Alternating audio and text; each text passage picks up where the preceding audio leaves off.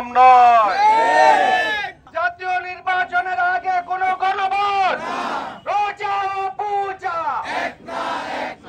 আজকে আমরা এখানে সম্মিলিত হয়েছি এই শহীদ মিনারে এই জন্যই যে আজকে আমাদের বাংলাদেশে দেশ বিরোধী ষড়যন্ত্র হচ্ছে।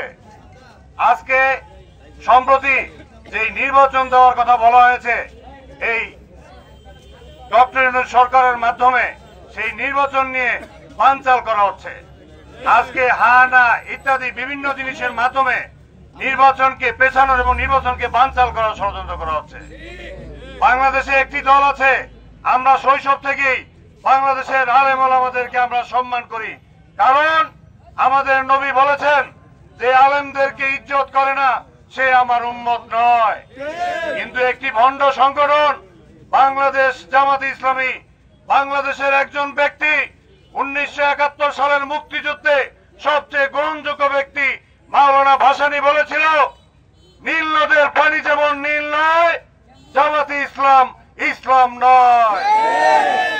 বাংলাদেশের যে কোনো কাউমি মাদ্রাসার আলেমদের সাথে কথা বলেন, কোন হক্কানি আলেমের সাথে কথা বলেন, কোন ভালো একজন মাওলানার সাথে কথা বলেন, কোন মুফতির সাথে কথা বলেন, কোন মুহাদ্দিসের সাথে কথা বলেন, সকলেই সম্মিলিতভাবে একই সুরে বলবে জামাতে ইসলামের ইসলাম নিয়ে আমাদের মতভেদ রয়েছে, তাদের ইসলাম নিয়ে আমাদের সন্দেহ আছে।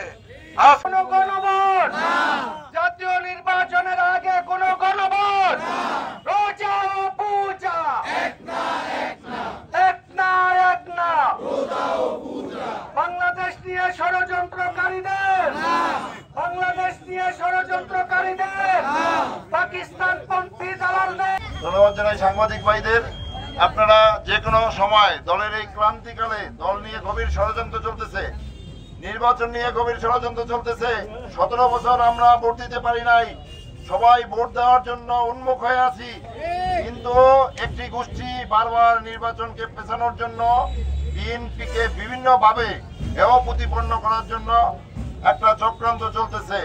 আমাদের নেতা তারেক রহমান বলেছে আমরা অদৃশ্য শক্তির বিরুদ্ধে লড়াই করতে হবে।